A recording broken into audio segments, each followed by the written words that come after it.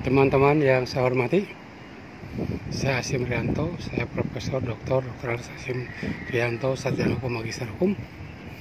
Saya dosen atau guru besar ilmu hukum konstitusi di Fakultas Hukum Universitas Pancasila Jakarta. Saya berasal dari Jakarta.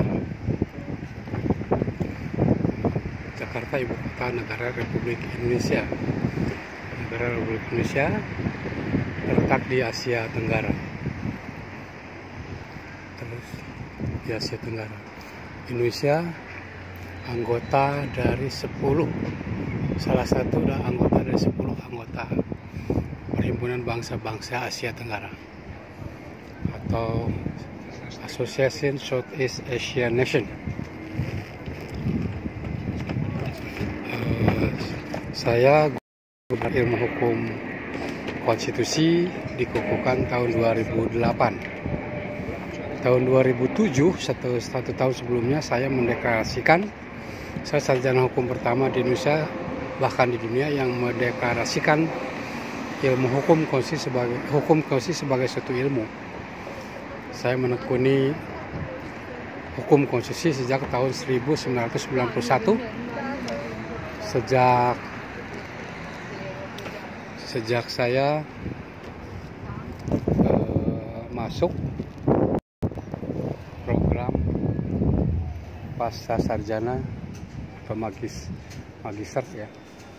magister hukum, ilmu hukum tata negara. Saya lulus tahun 1997 dari program magister ilmu hukum tata negara. Saya mengambil spesialisasi hukum konstitusi.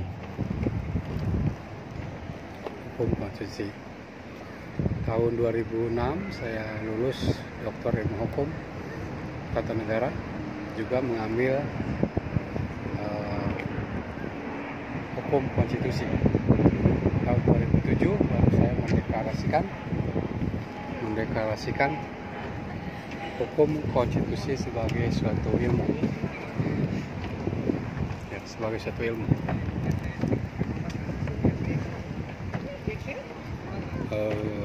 Tahun 2008, 1 tahun setelah saya mendeklarasikan, saya dikukuhkan menjadi guru besar hukum konstitusi. Hukum konstitusi bisa dibagi dua dimensi ilmu hukum konstitusi, dan dimensi aturan atau aturan hukum konstitusi, atau the science of the law of the constitution dan rules of the law of constitution. Jadi hukum konstitusi dalam bahasa Inggris disebut the law of the constitution. Hukum tata negara lazim di dalam bahasa Inggris constitutional law. Jadi berbeda jauh. Constitutional law itu hukum tata negara. The law of constitution hukum konstitusi. Saya menekuni hampir 30 tahun atau 28 tahun saya menekuni bidang ilmunya.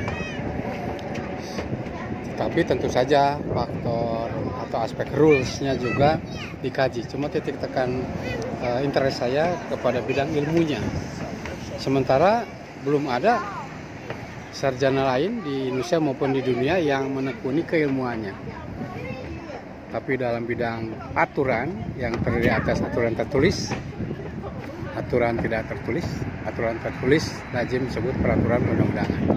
Itu sudah sangat banyak. Bahkan sejak abad keempat sebelum Masehi, Aristoteles yang hidup dari tahun 384 sampai 322 sebelum Masehi pun sudah menekuni hukum konstitusi sebagai suatu pengetahuan. Jadi levelnya baru pengetahuan.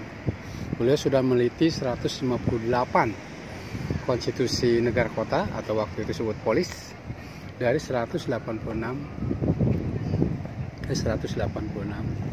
negara kota waktu itu. Kemudian 23 abad kemudian, 23 abad kemudian, Profesor Albert van Dijk menjadikan hukum konstitusi sebagai suatu studi. Beliau tuangkan dalam bukunya yang terbit pertama kali tahun 1885, An Introduction to Study, bukan to science, no science, to study of the law of constitution. Dalam buku beliau itu ada 3 bab, ada bab mengenai sovereignty of parliament, ada the rule of law atau negara hukum, dan relation between the law of the constitution and the convention of constitution. Jadi di negara-negara yang menganut tradisi hukum Anglo-Saxon, negara hukum lazim disebut rule of law. Sementara di negara-negara Eropa kontinental yang semula dari hukum Kekaisaran Romawi kemudian diambil alih oleh Eropa daratan, makanya disebut tradisi hukum Eropa kontinental yang sistem hukumnya civil law system. Sementara di tradisi hukum Anglo-Saxon disebutnya common law system.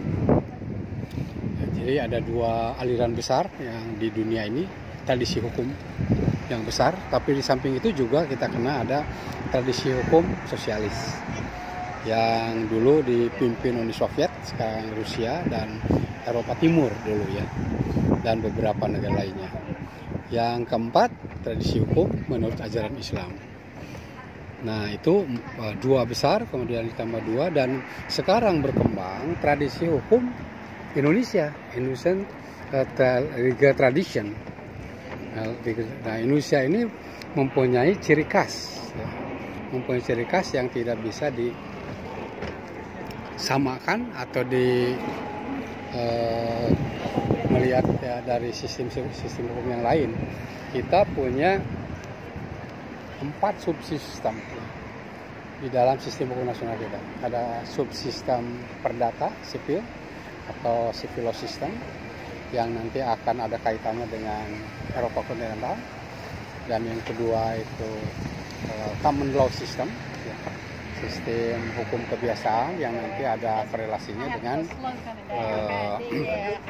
tradisi hukum Anglo-Saxon. Kemudian ada kita yang ketiga ada mengembangkan hukum adat Indonesia atau custom law system.